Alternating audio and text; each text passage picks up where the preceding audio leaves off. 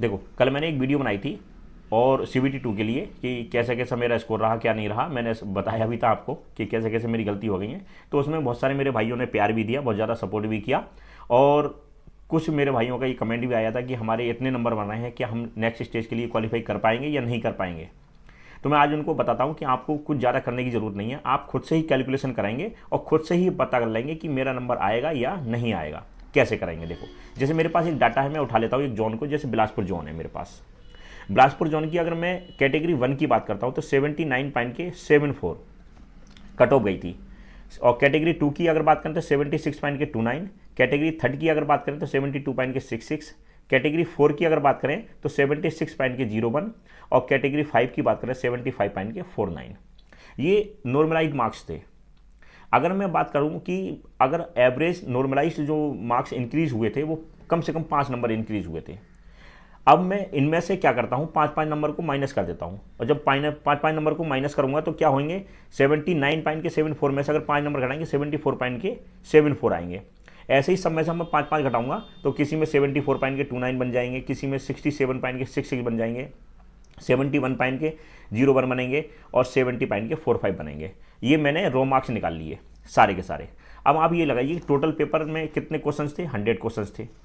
अब किसी कोई व्यक्ति बच्चा अगर CBT 2 के लिए क्वालिफाई किया है तो उसके मिनिमम 67.66 नंबर रहे होंगे, तब उसने CBT 2 के लिए क्वालिफाई किया है। और जिसके 74 पॉइंट के, यानी कि मैं कह सकता हूँ 74.74 या 75% जिसके रहे होंगे, उसने सारी कैटेगरी के लिए क्वालिफाई किया है, सारी कैटेगरी के लिए क्वालिफाई किया है। तो ये मैंने आपको बताया।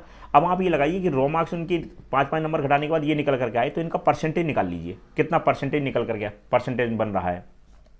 अगर मैं ये कह रहा हूँ कि 75%, मतलब 75 जिसके रो मार्क्स थे CBT 1 में, तो उसके परसेंटेज निकालोगे तो 75% बैठ रहे हैं, बन रहे हैं नहीं बन रहे हैं।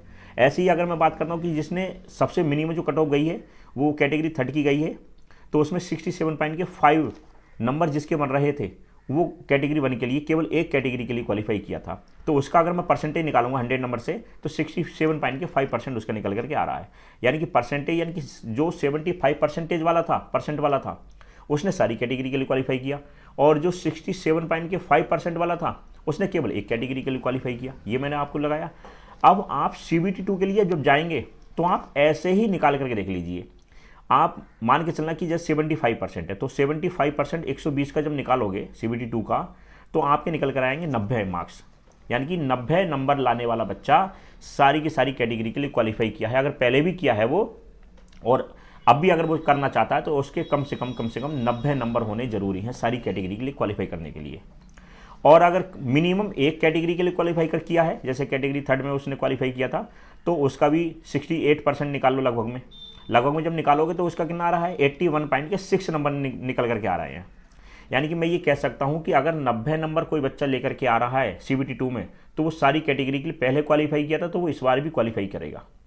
और अगर कोई बच्चा 81.6 नंबर लेकर के आ रहा है, तो वो एक कैटेगरी के लिए क्वालिफाई किया है, तो एक ही कैटेगरी के लिए वो क्वालिफाई कर जाएगा, नेक्स्ट स्टेज के लिए वो जाने वाला है।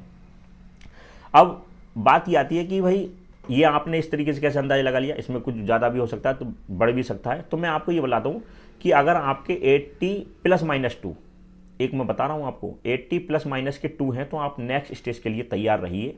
मतलब अपने जो भी जोन है उसमें से इस परसेंटेज निकाल लीजिए, और इस तरीके से अगर निकल करके आ रहे हैं तो आप जो सेफ रहेंगे। ये जो कट ऑफ बताइए मैंने, ये UR कैटेगरी की बताइए, SC ST OBC EWS, इनके लिए आप अपने अपने हिसाब से निकाल लीजिए आपकी कैटेगरी में कितनी कट ऑफ गई है, उसके अनुसार आप निकाल सकते हैं। टाइपिंग के लिए है तो टाइपिंग तैयार कीजिए, और अगर साइको के लिए है तो साइको तैयार कीजिए। देखो मैं आपको सारी एक जानकारी बताता हूँ कि आप फेल भी हो गए तो कोई दिक्कत नहीं होगी, क्योंकि आपकी तैयारी बरकरार है। ये बरकरार इसलिए है क्योंकि अगला NTPC आपके सामने खड़ा है। 21 अक्टूबर से उसके ऑनलाइन स्टार्ट हो गए हैं, फॉर्म हो जाएंगे, और जब हो जाएंगे तो आप उसकी भी तैयारी करोगे। ठीक है, तो आप घबराइए मत ही, आप नेक्स्ट स्टेज के लिए तैयारी लिए, और अपना मॉक टेस्ट जरूर देते रहिए टेक्स्ट बुक पर जिससे भी आप देते हैं। जिन्होंने CBT 2 मेंस दिया है और उनको लगता है कि मेरा नहीं हो पाएगा, तो मेरे भाई वो CBT 2 की ही स्पेशल में तैयारी करें, CBT 1 की तैयारी ना करें, क्योंकि CBT 1 तो वो क्वालिफाई कर ही जाएंगे। आप इसी तरीके से अगर कैलकुलेशन निकाल कराएंगे तो आप अपने अपने जोन की कट ऑफ बता खुद ही निकाल सकते हैं और आपको खुद ही पता चल जाएगा कि मेरा होगा या नहीं होगा। ठीक है, तो आप पैनिक मत होइएगा, जैसे मैंने बताया आप उसी तरीके से स्ट्रेटजी अपनाइए और आपको खुद पता चल जाएगा। धन्यवाद।